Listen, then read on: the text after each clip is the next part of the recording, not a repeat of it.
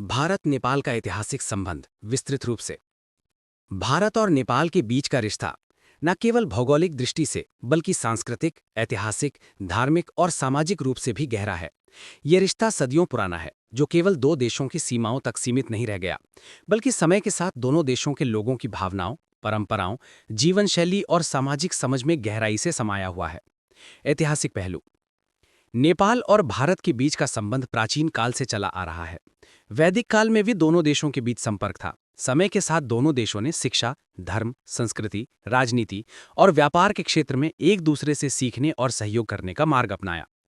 नेपाल के राजा और भारतीय सम्राटों के बीच सामरिक और राजनीतिक संबंध सदियों तक बना रहा।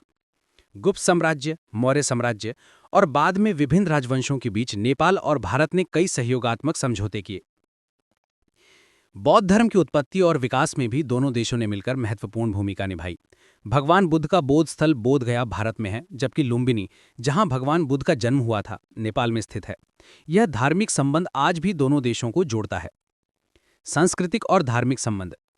भारत और नेपाल के नागरिकों के बीच साझा सांस्कृतिक विरासत है। हिंदी, नेपाली, मैथिली जैसी भाषाएं भाषाई रूप से एक दूसरे के निकट हैं। दोनों देशों में त्यौहार, रीति रिवाज और परंपराएं एक दूसरे से मिलती जुलती हैं। दशहरा, त्योहार, होली और दिवाली जैसे त्यौहार पूरे धूमधाम से दोनों देशों में मनाए जाते हैं। धार्मिक दृष्टि से दोनों देशों में आपसी श्रद्धा और सम्मान की परंपरा रही है। नेपाल में पशुपतिनाथ मंदिर, मुक्तिनाथ, मानेकेनाथ मंदिर जैसे प्रमुख हिंदू तीर्थस्थल हैं, जहां भारत से श्रद्धालु आते रहते हैं। वहीं नेपाल में भी कई बौद्ध स्तूप और मंदिर हैं, जो भारतीय बौद्धों के लिए अत्यंत महत्वपूर्ण हैं। इसी तरह भारतीय तीर्थस्थलों में भी नेपाली भक्तों का विशेष स्थान है। इस साझा धार्मिकता ने दोनों देशों के बीच एक बेमिसाल रिश्ता स्थापित किया है। व्यापारिक संबंध। भारत और नेपाल के बीच व्यापारिक संबंध भी वर्षों से मजबूत रहे हैं। खुली सीमा की व्यवस्था ने व्यापार को अत्यंत सहज बना दिया है।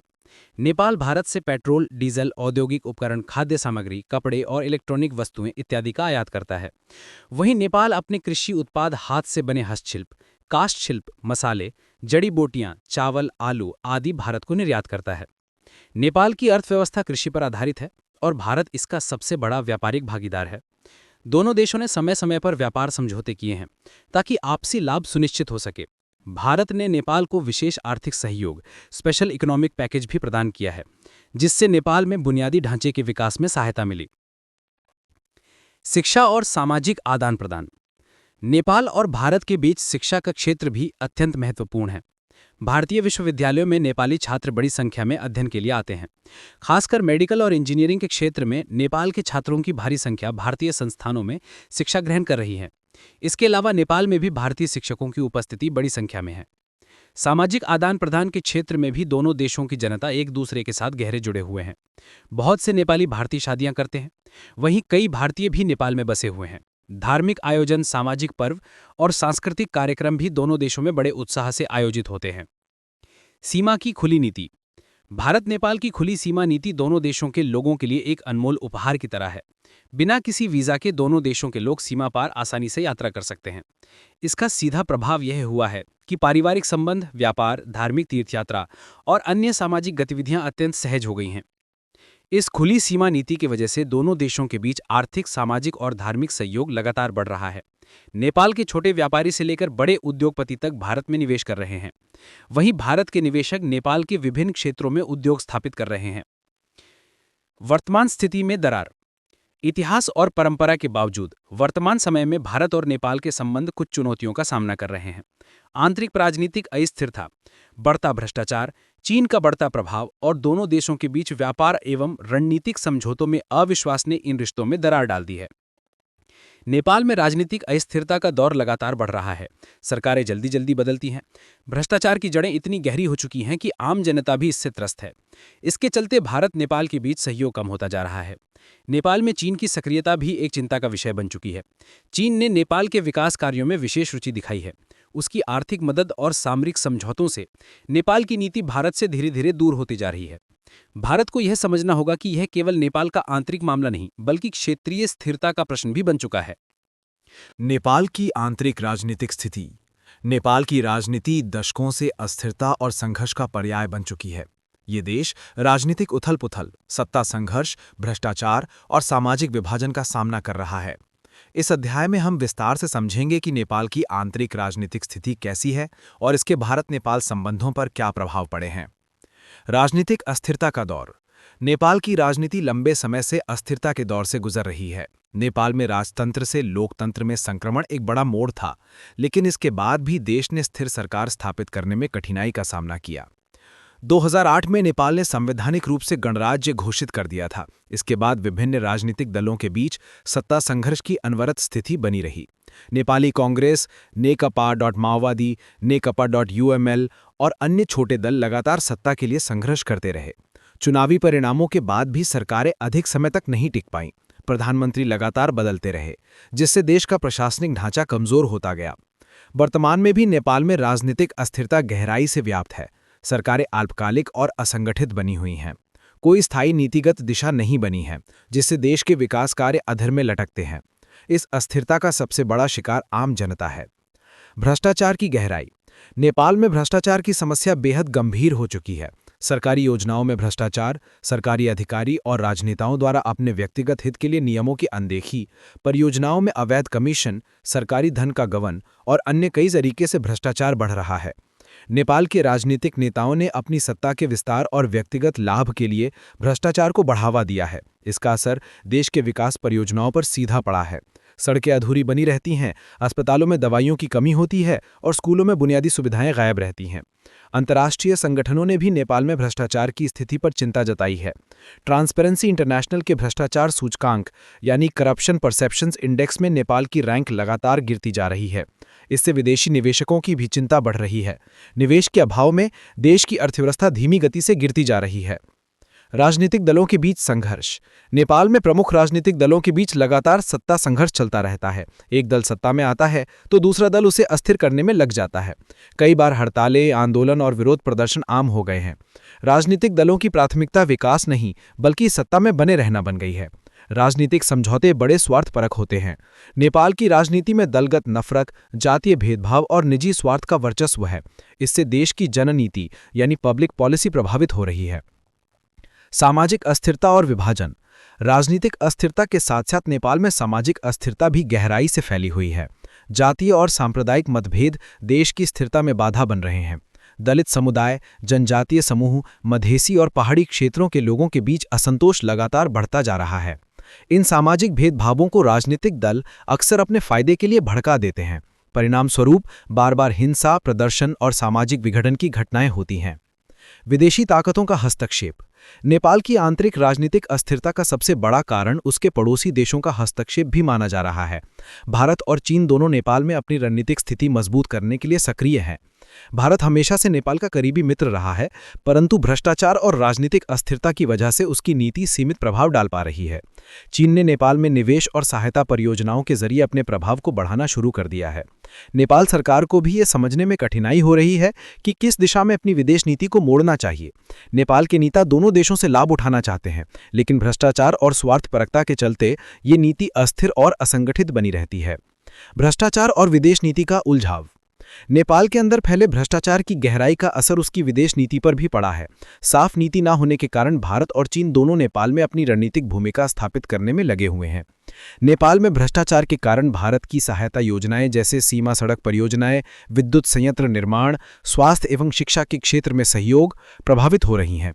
अधिकतर योजनाएं आधे अधूरे छोड़ दी जाती हैं या भारी कमीशन के चलते उनका लाभ जनता तक नहीं पहुंच पाता।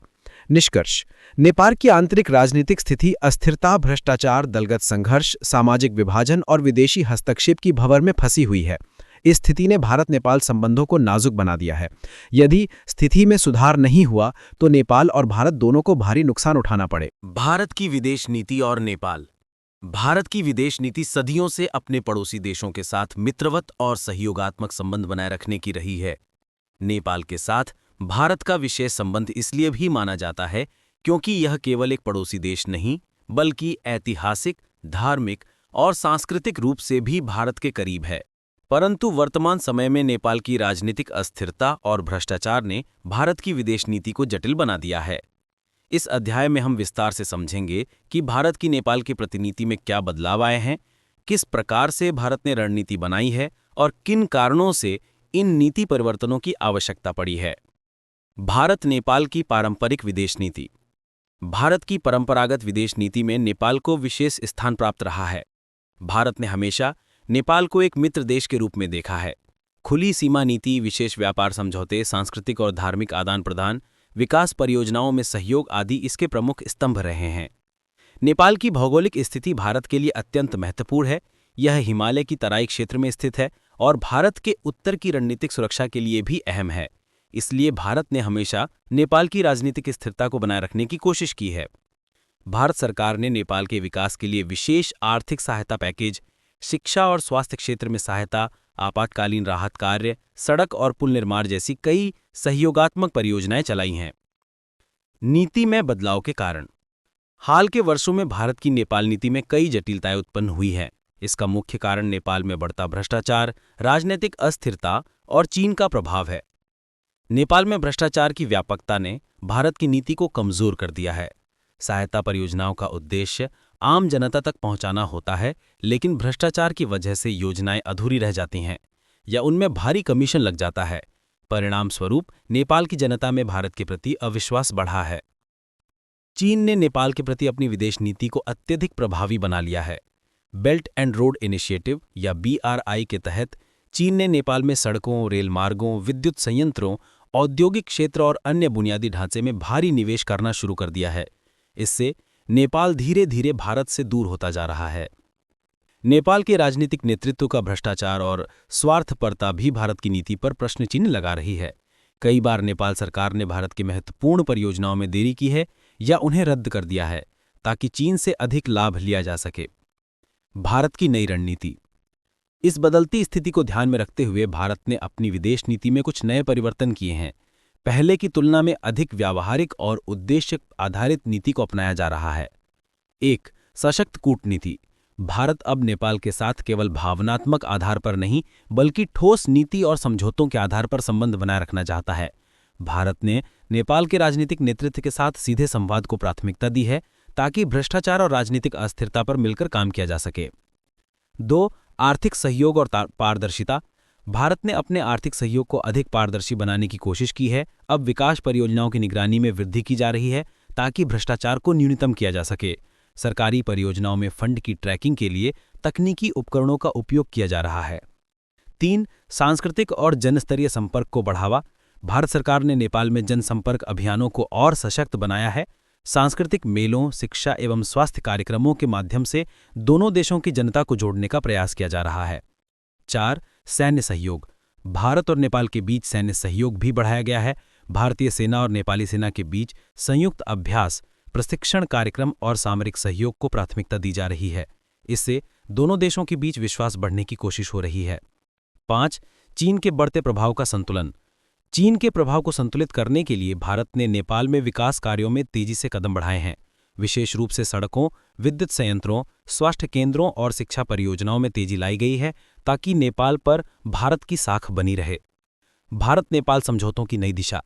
हाल ही में भारत और नेपाल के बीच कई महत्वपूर्ण समझौते हुए हैं, जिनमें दोनों देशों ने एक दूसरे की संप्रभुता और क्षेत्रीय अखंडता का सम्मान करने पर सहमति व्यक्त की है। साथ ही पारस्परिक व्यापार को सुविधाजनक बनाने के लिए कई समझौते किए गए हैं। हालांकि इन समझौतों को लागू करने में नेपाल सरकार की असंगठित और भ्रष्ट प्रवृत्ति एक बड़ी बाधा बनकर उभरती है। इसके चलते भारत को अब अधिक सतर्क और व्यावसायिक रूप से। भारत की विदेश नीति और नेपाल। भारत की विदेश नीति सदियों से अपने पड़ोसी देशों के साथ मित्रवत और सहयोगात्मक संबंध बनाए रखने की रही है। नेपाल के साथ भारत का विशेष संबंध इसलिए भी माना जाता है क्योंकि यह केवल एक पड़ोसी देश नहीं, बल्कि ऐतिहासिक, धार्मिक और सांस्कृतिक रूप से भी भारत के करीब है। परंतु वर्तमान समय में नेपाल की राजनीतिक अस्थिरता और भ्रष्टाचार ने भारत की विदेश नीति को जटिल बना दिया है। इस अध्याय में हम विस्तार से समझेंगे कि भारत की नेपाल की प्रतिनीति में क्या बदलाव आए हैं, किस प्रकार से भारत ने रणनीति बनाई है और किन कारणों से इन नीति परिवर्तनों की आवश्यकता पड़ी है। भारत नेपाल की पारंपरिक विदेश नीति। भारत की परंपरागत विदेश नीति में नेपाल को विशेष स्थान प्राप्त रहा है। भारत ने हमेशा नेपाल को एक मित्र देश के रूप में देखा है। खुली सीमा नीति, विशेष व्यापार समझौते, सांस्कृतिक और धार्मिक आदान प्रदान, विकास परियोजनाओं में सहयोग आदि इसके प्रमुख स्तंभ रहे हैं। नेपाल की भौगोलिक स्थिति भारत के लिए अत्यंत महत्वपूर्ण है। यह हिमालय की तराई क्षेत्र में स्थित है और भारत के उत्तर की रणनीतिक सुरक्षा के लिए भी अहम है। इसलिए भारत ने हमेशा नेपाल की राजनीतिक स्थिरता को बनाए रखने की कोशिश की है। भारत सरकार ने नेपाल के विकास के लिए विशेष आर्थिक सहायता पैकेज, शिक्षा और स्वास्थ्य क्षेत्र में सहायता, आपातकालीन राहत कार्य, सड़क और पुल निर्माण जैसी कई सहयोगात्मक परियोजनाएं चलाई हैं। नीति में बदलाव के कारण हाल के वर्षों में भारत की नेपाल नीति में कई जटिलताएं उत्पन्न हुई हैं। इसका मुख्य कारण नेपाल में बढ़ता भ्रष्टाचार, राजनीतिक अस्थिरता और चीन का प्रभाव है। नेपाल में भ्रष्टाचार की व्यापकता ने भारत की नीति को कमजोर कर दिया है। सहायता परियोजनाओं का उद्देश्य आम जनता तक पहुंचाना होता है, लेकिन भ्रष्टाचार की वजह से योजनाएं अधूरी रह जाती हैं या उनमें भारी कमीशन लग जाता है। परिणाम स्वरूप नेपाल की जनता में भारत के प्रति अविश्वास बढ़ा है। चीन ने नेपाल के प्रति अपनी विदेश नीति को अत्यधिक प्रभावी बना लिया है। बेल्ट एंड रोड इनिशिएटिव या BRI के तहत चीन ने नेपाल में सड़कों, रेल मार्गों, विद्युत संयंत्रों, औद्योगिक क्षेत्र और अन्य बुनियादी ढांचे में भारी निवेश करना शुरू कर दिया है। इससे नेपाल धीरे धीरे भारत से दूर होता जा रहा है। नेपाल के राजनीतिक नेतृत्व का भ्रष्टाचार और स्वार्थपरता भी भारत की नीति पर प्रश्न चिन्ह लगा रही है। कई बार नेपाल सरकार ने भारत की महत्वपूर्ण परियोजनाओं में देरी की है या उन्हें रद्द कर दिया है ताकि चीन से अधिक लाभ लिया जा सके। भारत की नई रणनीति। इस बदलती स्थिति को ध्यान में रखते हुए भारत ने अपनी विदेश नीति में कुछ नए परिवर्तन किए हैं। पहले की तुलना में अधिक व्यावहारिक और उद्देश्य आधारित नीति को अपनाया जा रहा है। 1. सशक्त कूटनीति। भारत अब नेपाल के साथ केवल भावनात्मक आधार पर नहीं, बल्कि ठोस नीति और समझौतों के आधार पर संबंध बनाए रखना चाहता है। भारत ने नेपाल के राजनीतिक नेतृत्व के साथ सीधे संवाद को प्राथमिकता दी है ताकि भ्रष्टाचार और राजनीतिक अस्थिरता पर मिलकर काम किया जा सके। 2. आर्थिक सहयोग और पारदर्शिता। भारत ने अपने आर्थिक सहयोग को अधिक पारदर्शी बनाने की कोशिश की है। अब विकास परियोजनाओं की निगरानी में वृद्धि की जा रही है ताकि भ्रष्टाचार को न्यूनतम किया जा सके। सरकारी परियोजनाओं में फंड की ट्रैकिंग के लिए तकनीकी उपकरणों का उपयोग किया जा रहा है। 3. सांस्कृतिक और जनस्तरीय संपर्क को बढ़ावा। भारत सरकार ने नेपाल में जनसंपर्क अभियानों को और सशक्त बनाया है। सांस्कृतिक मेलों, शिक्षा एवं स्वास्थ्य कार्यक्रमों के माध्यम से दोनों देशों की जनता को जोड़ने का प्रयास किया जा रहा है। 4. सैन्य सहयोग। भारत और नेपाल के बीच सैन्य सहयोग भी बढ़ाया गया है। भारतीय सेना और नेपाली सेना के बीच संयुक्त अभ्यास, प्रशिक्षण कार्यक्रम और सामरिक सहयोग को प्राथमिकता दी जा रही है। इससे दोनों देशों के बीच विश्वास बढ़ने की कोशिश हो रही है। 5. चीन के बढ़ते प्रभाव का संतुलन। चीन के प्रभाव को संतुलित करने के लिए भारत ने नेपाल में विकास कार्यों में तेजी से कदम बढ़ाए हैं। विशेष रूप से सड़कों, विद्युत संयंत्रों, स्वास्थ्य केंद्रों और शिक्षा परियोजनाओं में तेजी लाई गई है ताकि नेपाल पर भारत की साख बनी रहे। भारत नेपाल समझौतों की नई दिशा। हाल ही में भारत और नेपाल के बीच कई महत्वपूर्ण समझौते हुए हैं जिनमें दोनों देशों ने एक दूसरे की संप्रभुता और क्षेत्रीय अखंडता का सम्मान करने पर सहमति व्यक्त की है। साथ ही पारस्परिक व्यापार को सुविधाजनक बनाने के लिए कई समझौते किए गए हैं। हालांकि इन समझौतों को लागू करने में नेपाल सरकार की असंगठित और भ्रष्ट प्रवृत्ति एक बड़ी बाधा बनकर उभरती है। इसके चलते भारत को अब अधिक सतर्क और व्यावसायिक रूप से भारत की विदेश नीति और नेपाल। भारत की विदेश नीति सदियों से अपने पड़ोसी देशों के साथ मित्रवत और सहयोगात्मक संबंध बनाए रखने की रही है। नेपाल के साथ भारत का विशेष संबंध इसलिए भी माना जाता है क्योंकि यह केवल एक पड़ोसी देश नहीं, बल्कि ऐतिहासिक, धार्मिक और सांस्कृतिक रूप से भी भारत के करीब है। परंतु वर्तमान समय में नेपाल की राजनीतिक अस्थिरता और भ्रष्टाचार ने भारत की विदेश नीति को जटिल बना दिया है। इस अध्याय में हम विस्तार से समझेंगे कि भारत की नेपाल की प्रतिनीति में क्या बदलाव आए हैं, किस प्रकार से भारत ने रणनीति बनाई है और किन कारणों से इन नीति परिवर्तनों की आवश्यकता पड़ी है। भारत नेपाल की पारंपरिक विदेश नीति। भारत की परंपरागत विदेश नीति में नेपाल को विशेष स्थान प्राप्त रहा है। भारत ने हमेशा नेपाल को एक मित्र देश के रूप में देखा है। खुली सीमा नीति, विशेष व्यापार समझौते, सांस्कृतिक और धार्मिक आदान प्रदान, विकास परियोजनाओं में सहयोग आदि इसके प्रमुख स्तंभ रहे हैं। नेपाल की भौगोलिक स्थिति भारत के लिए अत्यंत महत्वपूर्ण है। यह हिमालय की तराई क्षेत्र में स्थित है और भारत के उत्तर की रणनीतिक सुरक्षा के लिए भी अहम है। इसलिए भारत ने हमेशा नेपाल की राजनीतिक स्थिरता को बनाए रखने की कोशिश की है। भारत सरकार ने नेपाल के विकास के लिए विशेष आर्थिक सहायता पैकेज, शिक्षा और स्वास्थ्य क्षेत्र में सहायता, आपातकालीन राहत कार्य, सड़क और पुल निर्माण जैसी कई सहयोगात्मक परियोजनाएं चलाई हैं। नीति में बदलाव के कारण। हाल के वर्षों में भारत की नेपाल नीति में कई जटिलताएं उत्पन्न हुई हैं।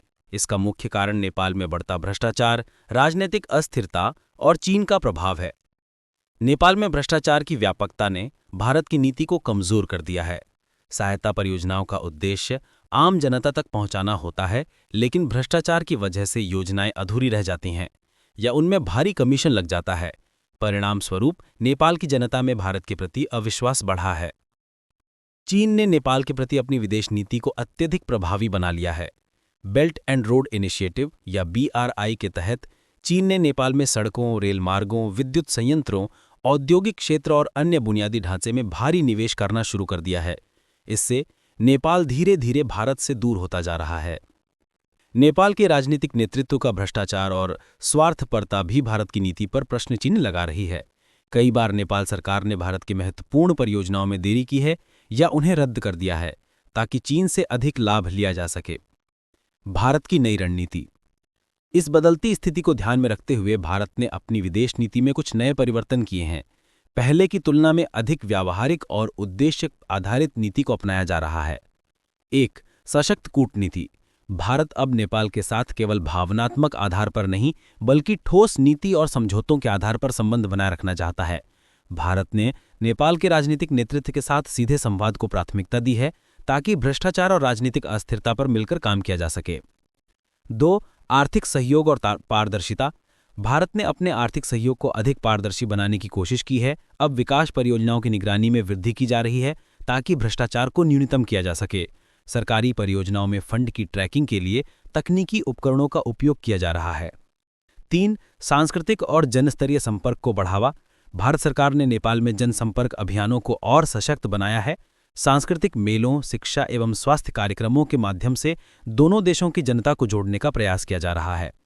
4. सैन्य सहयोग। भारत और नेपाल के बीच सैन्य सहयोग भी बढ़ाया गया है। भारतीय सेना और नेपाली सेना के बीच संयुक्त अभ्यास, प्रशिक्षण कार्यक्रम और सामरिक सहयोग को प्राथमिकता दी जा रही है। इससे दोनों देशों के बीच विश्वास बढ़ने की कोशिश हो रही है। 5. चीन के बढ़ते प्रभाव का संतुलन। चीन के प्रभाव को संतुलित करने के लिए भारत ने नेपाल में विकास कार्यों में तेजी से कदम बढ़ाए हैं। विशेष रूप से सड़कों, विद्युत संयंत्रों, स्वास्थ्य केंद्रों और शिक्षा परियोजनाओं में तेजी लाई गई है ताकि नेपाल पर भारत की साख बनी रहे। भारत नेपाल समझौतों की नई दिशा। हाल ही में भारत और नेपाल के बीच कई महत्वपूर्ण समझौते हुए हैं जिनमें दोनों देशों ने एक दूसरे की संप्रभुता और क्षेत्रीय अखंडता का सम्मान करने पर सहमति व्यक्त की है। साथ ही पारस्परिक व्यापार को सुविधाजनक बनाने के लिए कई समझौते किए गए हैं। हालांकि इन समझौतों को लागू करने में नेपाल सरकार की असंगठित और भ्रष्ट प्रवृत्ति एक बड़ी बाधा बनकर उभरती है। इसके चलते भारत को अब अधिक सतर्क और व्यावसायिक रूप से